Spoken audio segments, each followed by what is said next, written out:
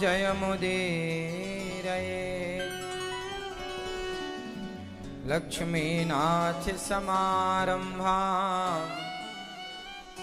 नाथयामुनिमध्यमाम्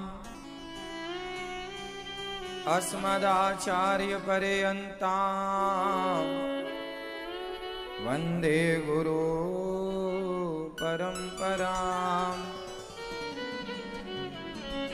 जय जय श्री राधारमण, जय जय नवल किशोर, जय गोपी चित चोर प्रभु, जय जय माखन चोर।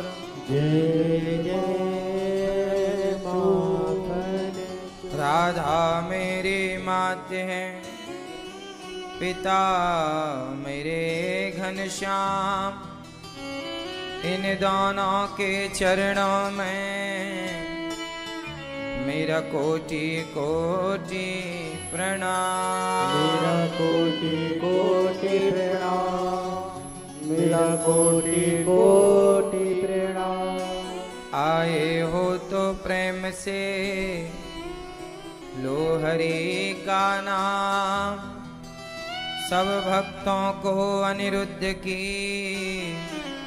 जय जय राधे श्याम। जय जय राधे श्याम, जय जय राधे श्याम।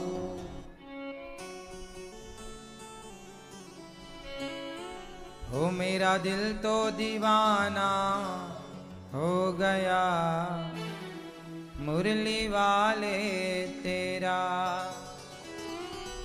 हो मेरा दिल तो दीवाना हो गया, मुरली वाले तेरा।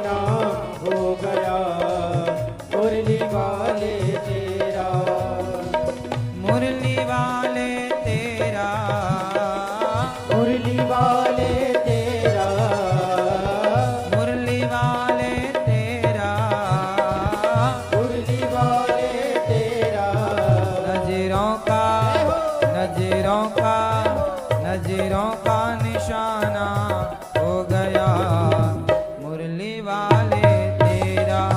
मेरा तो दीवाना हो गया, मुरली वाले तेरा।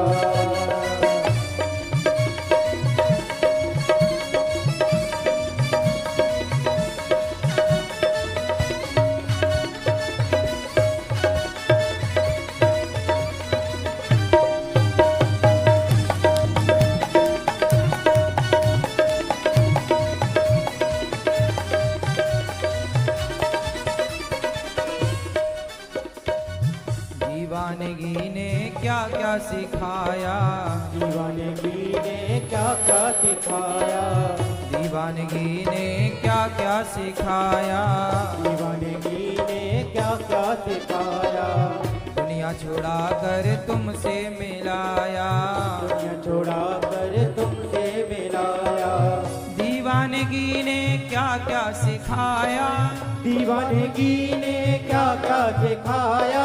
दुनिया छुड़ा के तुमसे मिलाया, दुनिया छोड़ा के तुमसे मिलाया। दुश्मन तो जमाना हो गया, मुरली वाले तेरा। मेरा दिल तो दीवाना हो गया, मुरली वाले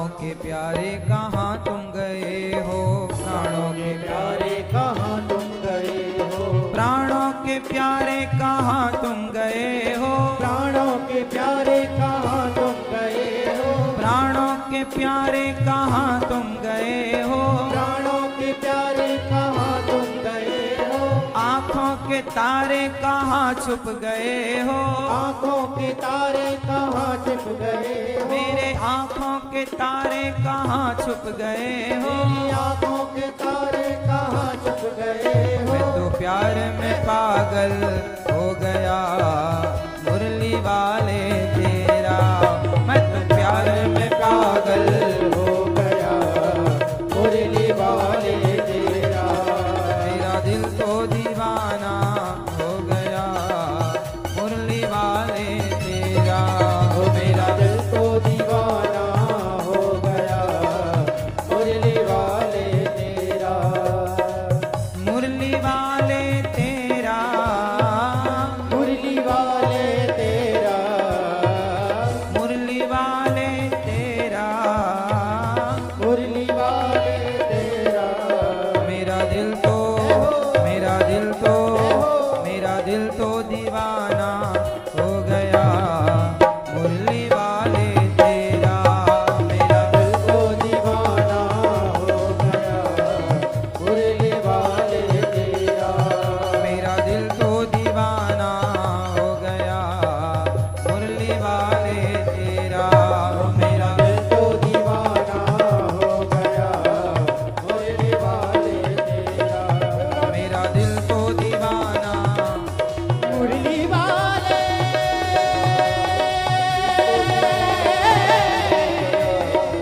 मुरली वाले,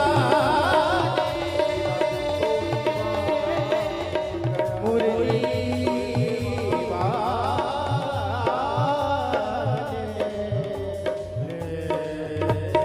ओ मेरा दिल तो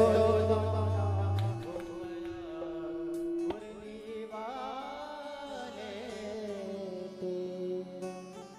बोलिए भक्त वत्सल भगवान की, श्री वृंदावन बिहारी लाल की जय जय श्री राधे। परम मंगलमय परात्पर अखिलेश्वर अखिल ब्रह्मांड नायक परात्पर परब्रह्म भगवान श्री कृष्ण की वांगमय प्रतिमूर्ति श्री मद्भागवत महापुराण, दूर दूर से आई हमारी माताएं बहनें श्रोतागण भक्तगण, साधना और श्रद्धा टीवी पर यूट्यूब पर कथा का रसपान कर रहे सभी भक्तजनों को, आप सभी माताओं को, बहनों को, बच्चों को, सबको जय श्रीमन नारायण, जय श्री कृष्णा, राधे राधे, जय गौरी गोपाल। कैसे हैं आप लोग? भगवान सदा आपको सुखी और स्वस्थ रखें, सब कुछ भगवान आपको दें जो आपको चाहिए। भगवान की कृपा सदा आप पर, आपके परिवार पर बनी रहे। आप लोगों ने आज कथा का भागवत जी के पाठ जो बिठाए थे, आज वो पूर्ण हुआ। जिन यजमानों ने भागवत जी के पोथी पाठ बिठाए, जो यहाँ आए, जो कुछ लोग टीवी पर यूट्यूब पर घर बैठे ही इन्होंने, कुछ लोगों ने पाठ सुना और पूजा की, संकल्प किया। आज आपका पाठ पूरा हुआ। आज पितृ मोक्ष अमावस्या है। आज जो भी आपने शुभ कार्य किया उससे आपके पितरों के मोक्ष का निश्चित रास्ता तय हो गया। पितरों के सदगति के लिए ये 15 दिन होते हैं। 15 दिन में हमें अपने पितरों के लिए, पूर्वजों के लिए जितना अच्छे से अच्छा हो करना चाहिए। और आप लोगों ने सबसे बेस्ट भागवत जी के पाठ बिठाकर उनके नाम से अन्नदान कर, उनके नाम से गौदान कर, बहुत पुण्य के कार्य बहुत लोगों ने किए। पितरों के लिए, पूर्वजों के लिए हम कभी भी कोई भी शुभ कार्य कर सकते हैं, पर आज पितृमोक्ष अमावस्या है। सबको अपने अपने पूर्वजों को आज के दिन भोजन बनाकर बढ़िया खीर पूड़ी सब्जी पकवान जो भी आप चाहें, और वह भगवान को भोग लगाकर अपने पितरों को समर्पित करें। अपने पितरों का स्मरण करके, हे मेरे पितर देवता, हे मेरे पूर्वजों, आप प्रसाद स्वीकार करें भगवान जी का, और फिर वो प्रसाद आप गाय को, कौआ को, कुत्ता को, बिल्ली को, किसी भी जीव जंतु को, पशु पक्षी को खिला सकते हैं। कुछ ब्राह्मणों को बुलाकर, आप चाहें कन्याओं को बुलाकर, दीन दुखी को बुलाकर, जरूरतमंद को बुलाकर भोजन करा सकते हैं। तो आप लोग ये कार्य, आज आपका भागवत जी का पाठ पूरा हुआ, आप लोग अब घर जाइएगा, तो घर में आप चाहें तो एक छोटा सा काम कर सकते हैं। आप 2-4 लोगों को, 10-5 लोगों को, कन्याओं को बुलाकर, कुछ ब्राह्मणों को बुलाकर, दीन दुखियों को बुलाकर 10-5 लोगों का एक छोटा सा भोजन करा दीजिएगा घर पर, ठीक है। यदि आप कराना चाहें तो देखो, जरूरत तो कुछ भी नहीं है, भागवत जी आपने सुन ली, फिर भी 2-5-10 लोगों को आप चाहें, कुछ ब्राह्मणों को, कुछ कन्याओं को, कुछ दीन दुखी मिल जाए तो उनको आप भोजन करा सकते हैं, अन्नदान करा सकते हैं। घर पे आप बनवा के बढ़िया खीर पूड़ी साग पकवान बना के बढ़िया भोजन करा के कन्याओं को दान दक्षिणा दे के प्रणाम करके विदा करो। ये कार्य तो हम सबको हर 15 दिन 20 दिन में एक बार कर ही लेना चाहिए। आप सब बड़े भाग्यशाली हैं जो अभी प्रसाद मिला आपको श्रेयोदान का, वो प्रसाद आप लोग पाइएगा, बच्चों को दीजिएगा, और जहां धन धान्य रखते हैं वहां वो प्रसाद जो आज श्रेयोदान का मिला चावल, वो जहां धन धान्य रखते हैं वहां रखिएगा लाल कपड़े में बांधकर। और जो यहाँ पर नहीं आए, जो टीवी पर सुन रहे हैं, आपका प्रसाद कुरियर के द्वारा आपके घर पर एड्रेस पर पहुंचेगा। वो प्रसाद थोड़ा सा पाओ, खाओ, बच्चों को खिलाओ, और वो भागवत जी का फल है। और थोड़ा लाल कपड़े में बांध के जहाँ धन धान्य रखते हैं पैसा, वहाँ रख दीजिए ताकि माँ लक्ष्मी की कृपा बनी रहे।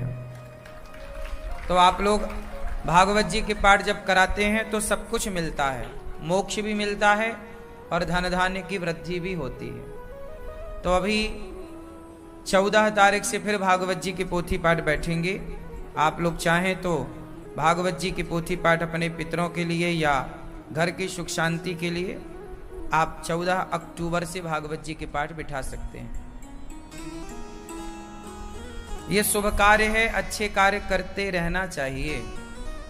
जो नहीं जुड़ पाए इस बार, आप 14 तारीख से करा के और फिर यह शुभ कार्य आपके कर कमलों से हो। 14 तारीख से जो भागवत जी का पाठ होगा वह 100वां, आज 99वां अष्टोत्तर पूरा हुआ, मतलब 99 बार ऐसा अनुष्ठान यहाँ हो चुका। अब ये 100वीं बार 14 तारीख से फिर भागवत जी के पाठ होंगे। भगवान की कृपा से आप सब लोग कथा की गंगा में डुबकी लगा रहे हैं। आज हम कथा में सुनेंगे कि भगवान अपने भक्तों पर किस तरह से कृपा करुणा करते हैं। कल आप लोगों ने सुना कि भगवान का विवाह संपन्न हुआ। भगवान के विवाह कितने हुए हैं टोटल बताओ? 16,108। अच्छा ये बताओ, 16,000 कोई आदमी, कोई इंसान 16,000 ब्याह कर सकता है? आप लोग करके देखो भला।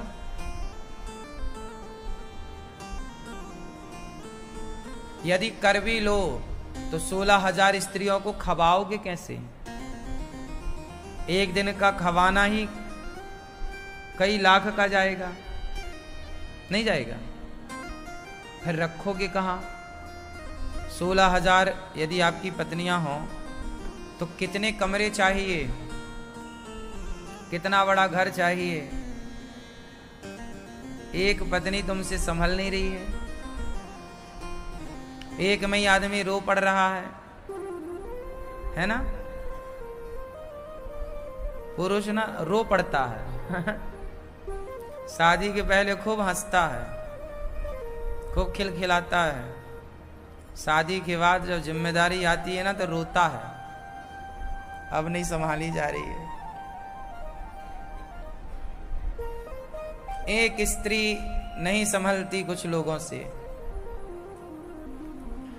16,000 आपने आज तक इतिहास में किसी राजाओं के, इतने बड़े बड़े राजा, मुगल राजा भी आए, बहुत सारी पत्नियों का जिक्र आपने सुना भी होगा कि उस राजा की इतनी पत्नियां थीं, लेकिन क्या किसी की पत्नी सुनी कि 16,000 पत्नियां थीं? बोलो। पहले तो ये गणित लगाओ कि 16,000 पत्नियों को संभाल कौन सकता है?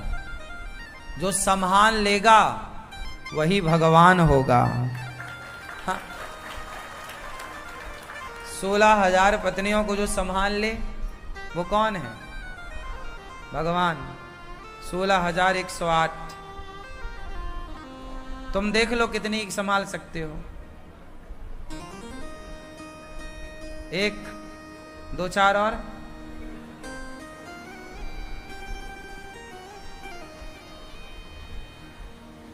भगवान ने 16,108 विवाह किए और सारी रानियों के लिए महल, सारी रानियों के लिए, बोलो, सबके लिए महल, हर रानी से एक बेटी और 10-10 बेटे। भगवान की 16,108 तो बेटियां हैं, पुत्र पौत्रादि, और नगरवासियों को भी, क्योंकि द्वारिका एक राज्य था, द्वारिका एक बहुत बड़ी जगह थी, तो वहां प्रजा भी थी, तो प्रजा के बच्चे भी पढ़ते थे, सेना भी थी, सेना के बच्चे भी पढ़ते थे, तो सब द्वारिका का जो क्षेत्रफल था वो बड़ा था। और प्रॉपर कृष्ण के जो परिकर को पढ़ाने वाला गुरुकुल था, उसमें 3 करोड़ शिक्षक थे। इतना बड़ा भगवान का परिवार, इतना बड़ा मैनेजमेंट भगवान श्री कृष्ण का। भगवान श्री कृष्ण के इतने सारे विवाह हुए, फिर भी भगवान मुस्कुरा रहे हैं। क्या कर रहे हैं भगवान? मुस्कुरा रहे हैं। क्या कर रहे हैं भगवान? आपने मंदिर में देखा होगा श्याम सुंदर को, कन्हैया के मंदिर में कृष्ण को देखा होगा, कैसे हैं? रो रहे हैं कि हंस रहे हैं? और आप लोग रो रहे हैं। भगवान कहते हैं सदा मुस्कुराओ, सदा। बोलो, आपके सोचने से क्या होता है? कुछ फर्क पड़ता है? बोलो, आपका चाहा होता है?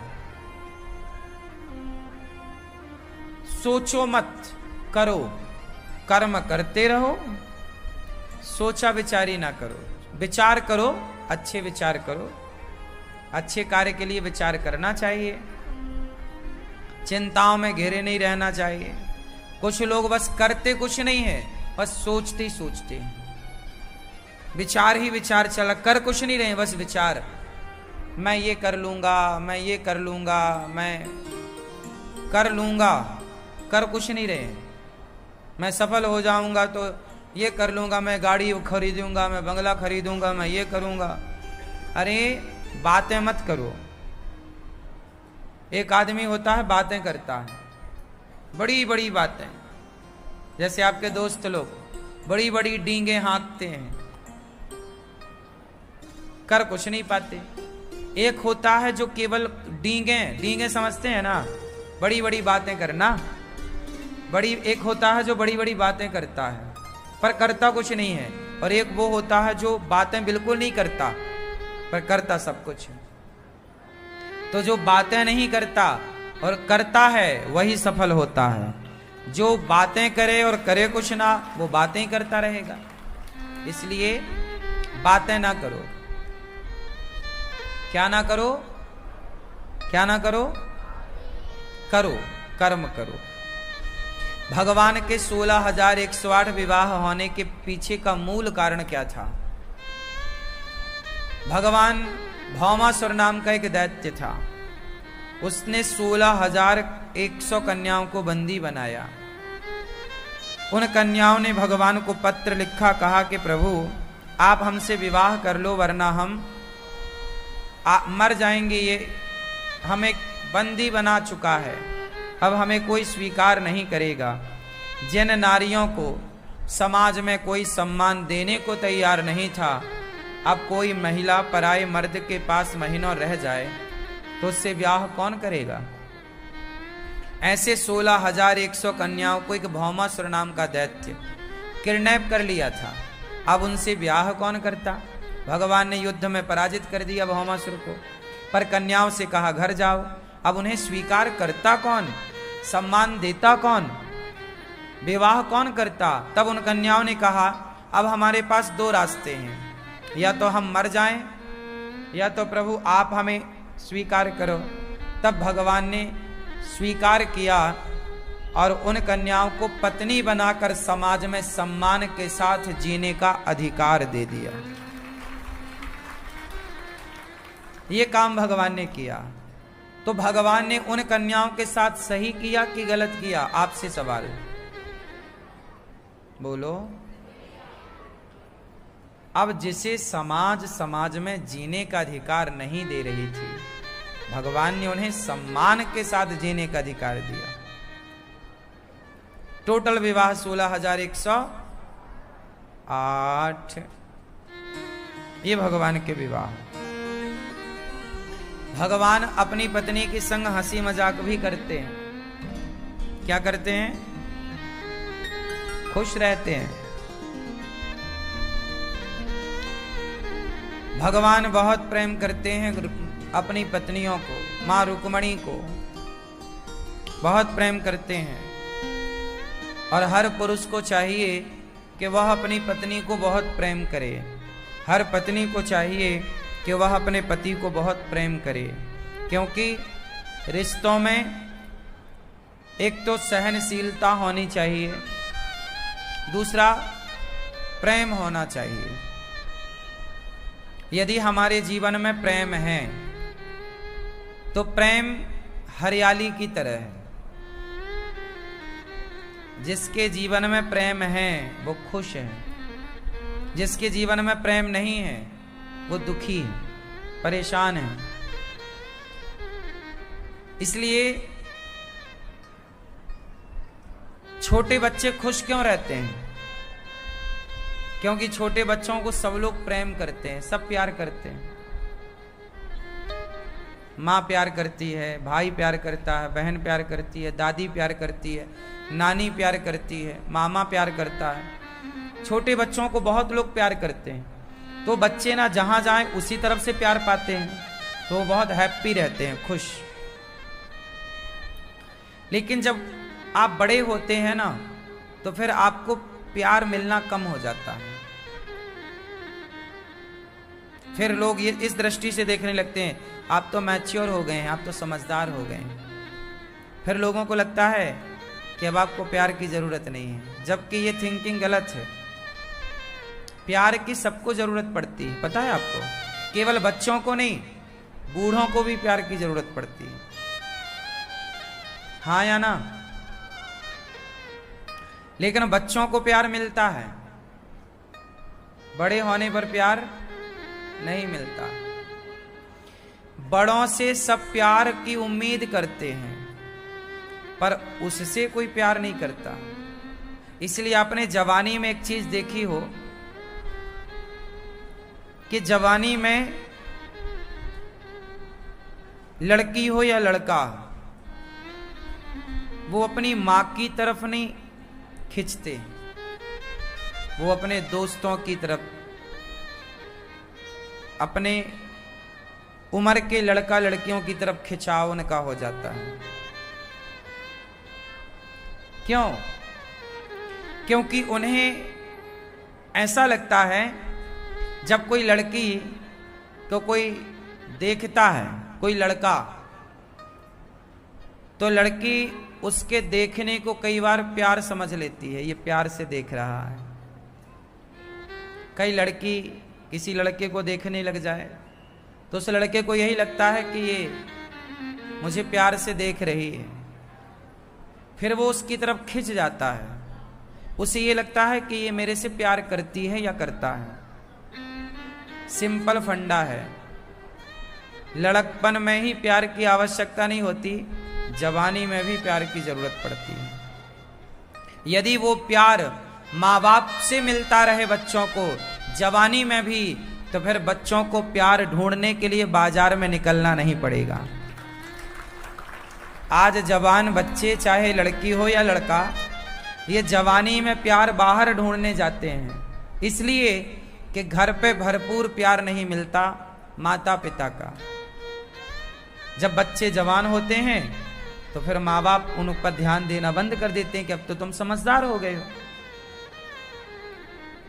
छोटा बच्चा है तो माँ उसकी कंघी भी करती है, तेल भी लगाती है, कपड़े भी पहनाती है, पर बड़ा हो गया तो कहाँ फिर उसकी कंघी करती है, कहाँ उसे आज नहलाती, चल आज मैं तुझे नहला देती हूँ, कहाँ तेल लगाती, आज मैं तुझे कपड़े पहनाती हूँ।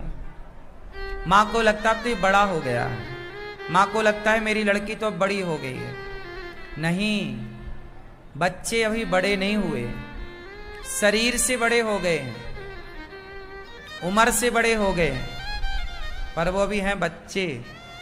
इसलिए सबको प्यार चाहिए।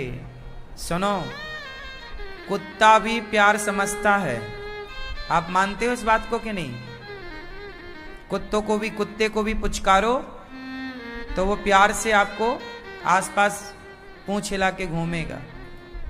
बिल्ली भी प्यार समझती है, बंदर भी प्यार समझता है, गाय भी प्यार समझ, गाय के आप यहां हाथ फेरो ऊपर सिर कर लेगी, आप उसके पास बैठो तो वो आपकी गोद में सिर रख लेगी, आंखें बंद कर लेगी गाय, कहेगी हमें प्यार करो, पुचकारो। फिर आप जहां जहां जाएगी वो गैया आपके पास जाएगी, मानो ये कहती है कि हमें खिलाओ, हमें हाथ फेरो, हमें प्यार करो। सुनो, इस संसार में हर जीव प्यार का भूखा है, हाँ या ना? नहीं है? आज लड़की को कोई राह चलता लड़का कह देता है कि मैं तुमसे प्यार करता हूं, तो वो लड़की ये मान लेती है कि हाँ ये करता होगा, तब तो कह रहा है। भले वो नहीं करता, भले वो उसके साथ धोखा कर दे, बाद में शोषण करने के बाद छोड़ दे, लेकिन लड़की को किसी ने कह दिया, लड़के को किसी ने कह दिया कि हम तुमसे प्यार करते हैं, आई लव यू कह दिया, तो उसे सही लग जाता है कि ये सही कह रही है या सही कह रहा है। और ये जवान लड़के जो 20-25 साल के लड़के उलझ जाते हैं ना आजकल, आप सब समझते हैं ये क्यों उलझते हैं? ये वो प्यार की तलाश में तो निकलते हैं। इसलिए मैं आप लोगों से एक बात खुल के कह दूं, अपने माँ बाप से, आप जितने माता पिता यहाँ बैठे हैं, मेरी बात सदा याद रखना, जल्दी भूल ना जाना। आपकी बेटी भले जवान हो गई है, आपका बेटा भले जवान हो गया है, पर उसे बच्चों की तरह ही प्यार करते रहो, बच्चों की तरह ही उनकी देख रेख करो, बच्चों की तरह ही उनको अपनी गोद में बिठाओ, बच्चों की तरह ही उनकी कंघी कर दो, बच्चों की तरह ही उन्हें कभी तुम तेल लगाओ, बच्चों की तरह ही उन्हें तुम लाड़ लड़ाओ। अभी वो बच्चे ही हैं। यदि तुम प्यार देना बंद कर दोगे तो वो बाजार से प्यार समेटना शुरू कर देंगे, और बाजार के प्यार में उन्हें बहुत बड़ा खतरा है, उनका शारीरिक शोषण हो सकता है, पूरी संभावना है 100%।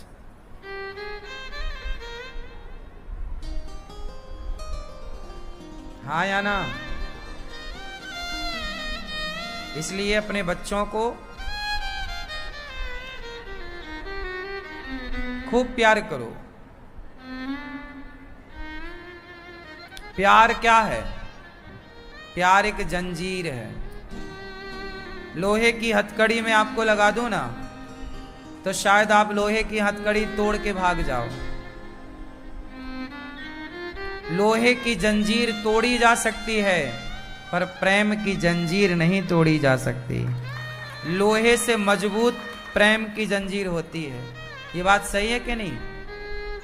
लोहे से मजबूत प्रेम होता है, हाँ या ना?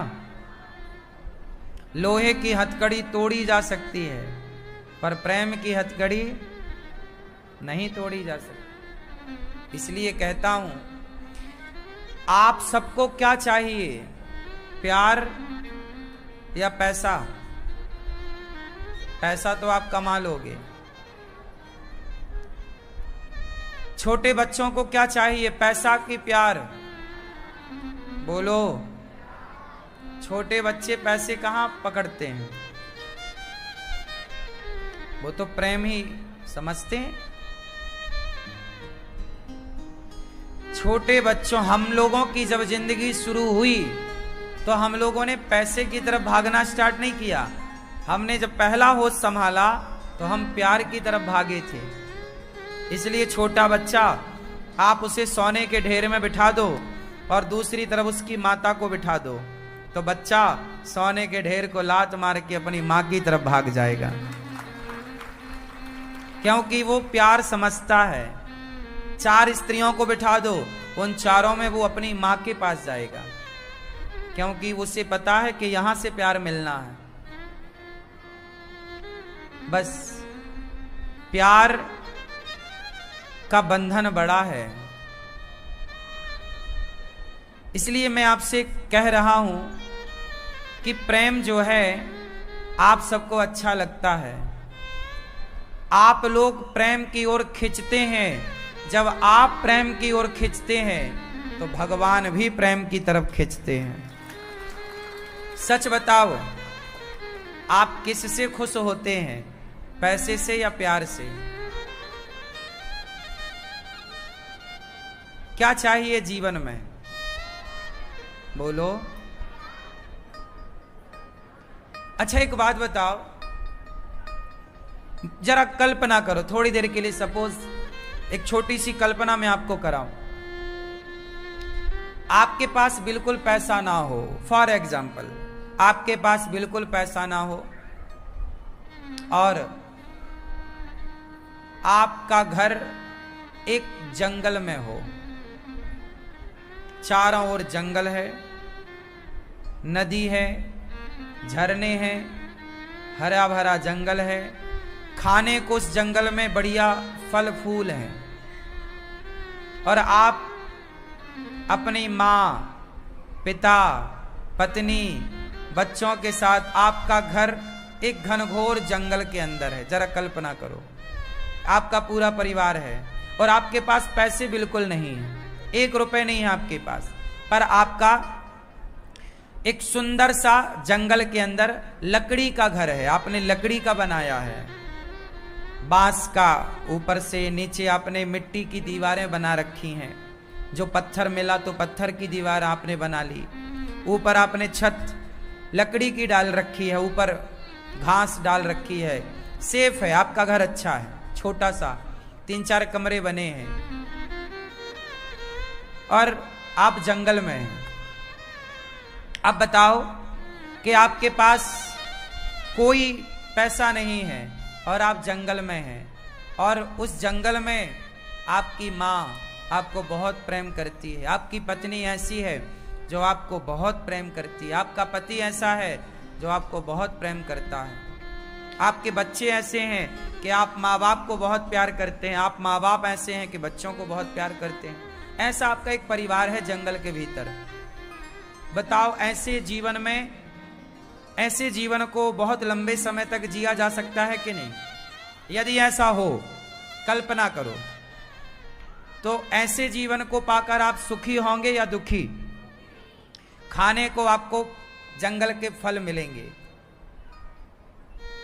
है ना, पीने को नदिया का सुंदर पानी मिलेगा और चारों ओर जंगल है, हरियाली है और नाना प्रकार के आपके पास फल हैं।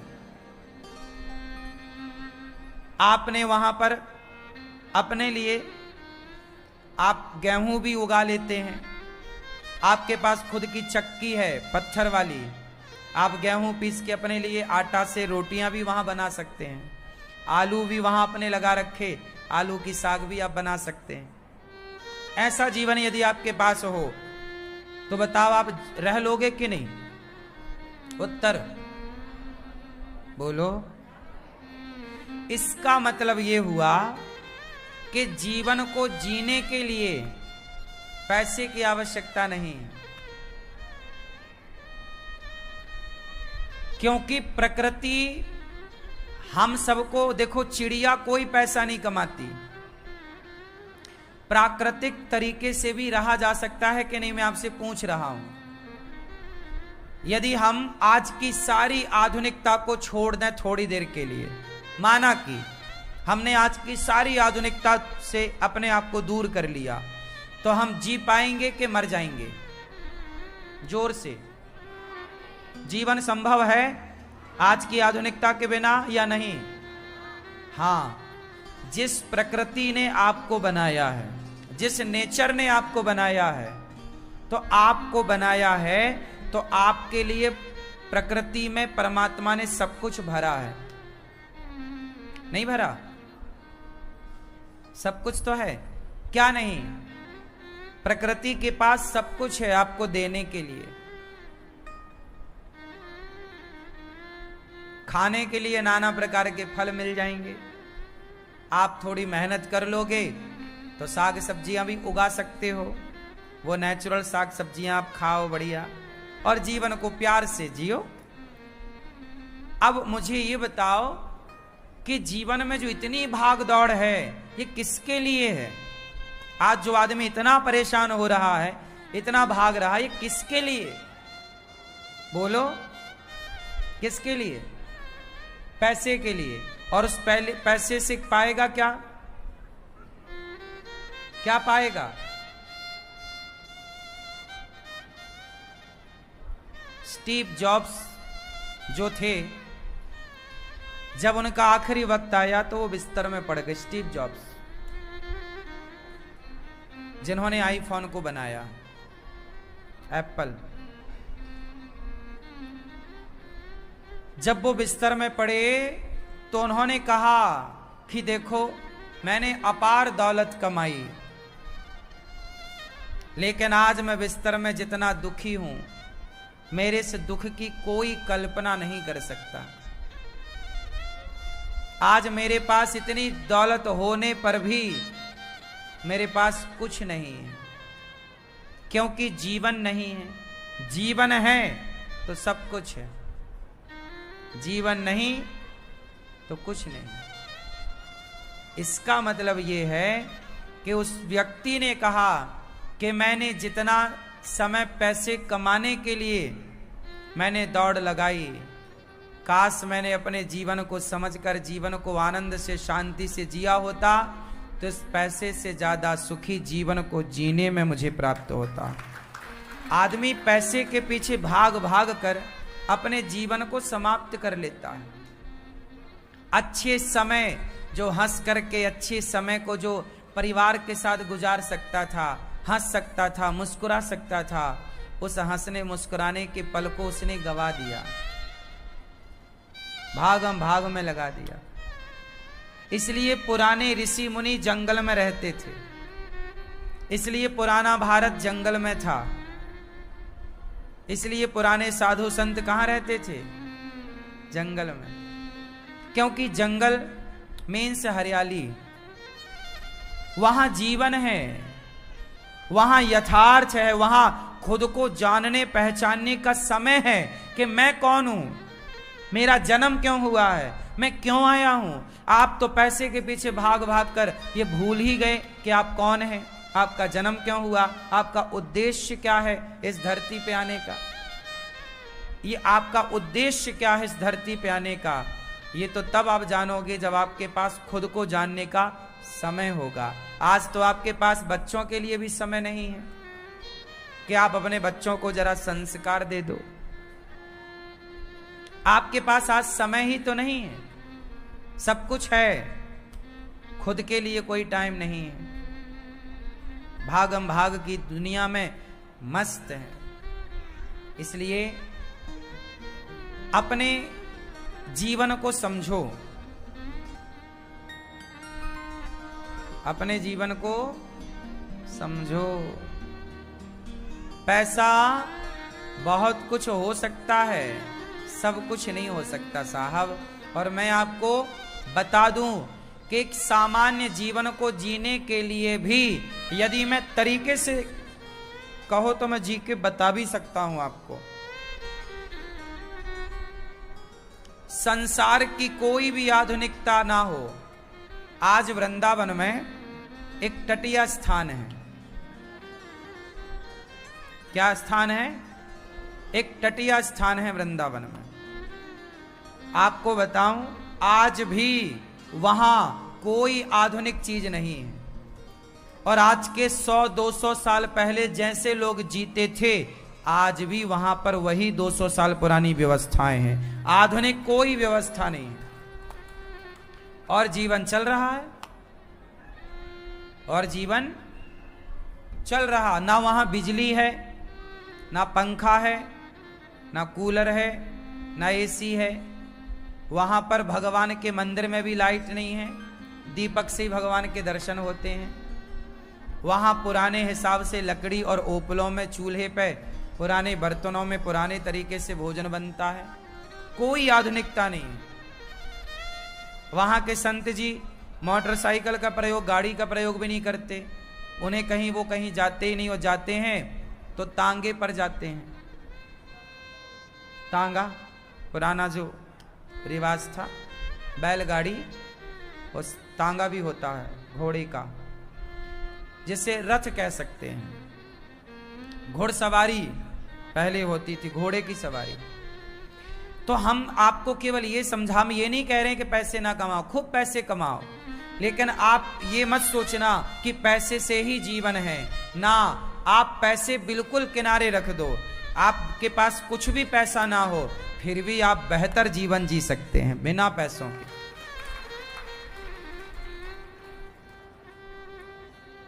इसका मतलब ये है कि आप पैसे खूब कमाओ, लेकिन पैसे कमाने में ना पागल ना हो जाओ। अपने लिए समय निकालो, अपने को जानो। यदि आप अपने लिए समय निकालते, अपने को जानते, थोड़ा प्रकृति से जुड़े रहते, तो आपके मन में चिंताएं ना होती, आप डिप्रेशन में ना जाते। जो व्यक्ति जंगल में रहता है ना, वो कभी डिप्रेशन में नहीं रह सकता। मैं बहुत पहले वहां गया था, कहां, सिक्किम की तरफ कथा सुनाने गया था। सिक्किम के पास गया था मैं, बहुत पहली बात पुरानी। कहां? सिलीगुड़ी। सिलीगुड़ी है ना। एक बार मैं सिलीगुड़ी गया था कथा सुनाने, बहुत पुरानी बात है, 2017-18 की होगी। तो वहां पे मैं कथा सुनाने के बाद लोगों ने, वहां पे जंगल बहुत हैं, चारों तरफ हरियाली है, वहां कोई प्रदूषण नहीं है, चारों ओर झरने हैं, नेचुरल पानी बह रहा है। तो मैं वहां पे गया, तो वहां पे पहाड़ों में मैं गया, तो वहां पहाड़ों में पता है लोग अपना घर बना के, घर काय का, वही लकड़ी वाला घर बना के, और लोग रहते हैं। एक घर यहाँ है, एक घर वहां है, एक घर वहां है, एक घर वहां। मैंने पूछा वहां घर में बैठ के लोगों से, भाई आप यहाँ क्यों रहते हो? बोले मैं मुंबई में जॉब करता हूं, बंबई में वो रहते हैं और बंबई में पैसा कमाते हैं। बोले हम 11 महीने काम करते हैं और 1 महीना सब छोड़ छाड़ के यहाँ जंगलों में आके 1 महीना जंगल में रहते हैं। 1 महीना हम खुद को समय देते हैं। कहाँ रहते हैं वो 1 महीना? जंगलों में। नेचुरल पानी, झरना है, उसका पानी पीना, जंगल की जड़ी बूटी और फल फूल खाना, और जंगल में रह के शांत चित्त से 1 माह, 11 महीने अपने लिए, 1 महीना, 11 महीना पैसे के लिए, 1 महीना अपने लिए। वो रहते हैं, सब परिवार रहते हैं, पति पत्नी बच्चे सब वहीं जंगल में, बहुत सारे लोग। मैंने वहां देखा, वहां रहा, ऐसे ही जीवन है। पहले के लोग बड़े होशियार समझदार थे। आज हम लोग क्या करते हैं, सारे पेड़ पौधे काट देते हैं और हमको लगता है हम बहुत होशियार हैं, हमने प्रकृति को उजाड़ दिया तो हम बहुत आधुनिक हो गए। आधुनिकता ये नहीं है कि प्रकृति को उजाड़ दो। आधुनिक तो वो पुराने लोग थे जो 200-200 साल जीते थे। आज आप आधुनिक हो, 60 साल में मर जाते हो। पुराने लोग 100-125 साल तक जीते थे और स्वस्थ जीते थे। हाँ या ना? अब बताओ कि पुराने लोगों के पास ज्यादा उम्र थी, आज नए लोगों के पास उम्र कम है। ये बात सही है कि गलत है? तो अब बताओ कि आधुनिक कौन था, समझदार कौन? जो 60 साल में मर जाए वो, या जो 110 साल तक की आयु पाए वो? कौन समझदार है? फिर आज आप आधुनिकता के नाम पर 60 साल के पहले ही आप निपट जा रहे हैं, बूढ़े हो जा रहे हैं, आंखों की रोशनी चली जा रही है, चश्मा लगा के घूम रहे हैं। ये आधुनिकता नहीं है। मैं तो ये मानता हूं कि आप लंबे समय तक जी रहे हैं, लंबा जिए और स्वस्थ जिए। आप सफल हैं पैसों से नहीं। आप बहुत पैसा कमाए, आपके पास बहुत पैसा है, आपको लगता है मैं सफल हो गया, मैंने बहुत पैसा कमा लिया। पैसे पाकर के, पैसे कमा करके आप सफल हो सकते हैं, खूब कमाओ। हम पैसे कमाने का बिल्कुल मना नहीं कर रहे हैं, पैसे खूब कमाने चाहिए, लेकिन खुद को समय, परिवार को समय जरूर देना चाहिए। ये जरूर जानना चाहिए कि हमारा जन्म क्यों हुआ है, हम क्यों आए हैं, हमारा मकसद क्या है। और ये उत्तर कोई और नहीं दे सकता। जब आप ध्यान करेंगे, आत्मचिंतन करेंगे, तो आपकी अंतरात्मा जवाब देगी कि आप कौन हैं, कहां से आए हैं, आपके आने का उद्देश्य क्या है। भगवान बहुत प्रसन्न हैं। भगवान के पुत्र हैं प्रद्युम्न, फिर उनके पुत्र अनिरुद्ध, जिनका विवाह उषा से हुआ, बाणासुर से युद्ध हुआ, उन पर कृपा हुई। राजा नृग पर कृपा, नृगो नाम नरेंद्रो। कहां चले? जंगल, परिवार को लेके चलो, अपन भी जंगल रहेंगे ऐसे।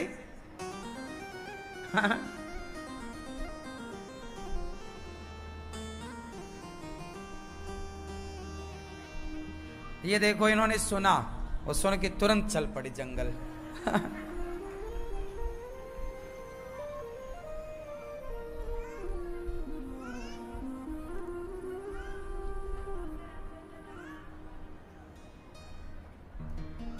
भगवान राजा नृग पर कृपा करते हैं। एक नृग नाम के राजा थे, बहुत संपन्न, बहुत बड़े राजा थे। वो गौदान करते थे। क्या करते थे? गौदान। और वो गौदान इतना कर चुके थे कि कोई गिनती नहीं कि कितनी गाय दान कर दी। गाय दान संपूर्ण पृथ्वी का दान करने के बराबर गौदान है। सारी पृथ्वी आप दान कर दो और एक गौदान कर दो, तो एक गाय दान करने का जो पुण्य है वो संपूर्ण पृथ्वी दान करने का पुण्य है। इतना बड़ा पुण्य है गौदान का। इसलिए हम आपसे कहते हैं कि गौदान जरूर करना चाहिए। गाय की पूंछ पकड़ के गौदान होता है। जब भगवान कृष्ण का जन्म हुआ तो गौदान किया कृष्ण के नाम से। बच्चों के नाम से भी गौदान किया करो, ताकि बच्चे के नाम की चारा भूसा गाय खाएगी, बच्चों की आयु बढ़ेगी। बच्चों का एक तुला दान होता है। कौन सा दान? कौन सा दान? क्या होता है ये? नहीं पता?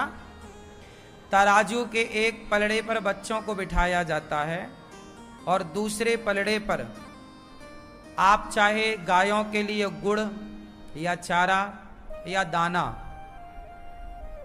खली, तो दूसरे पलड़े पर बच्चों के वजन का गुड़ या बच्चों के वजन का चारा या बच्चों के वजन का दलिया दाना, ये उस वजन का फिर गाय को खिलाया जाता है।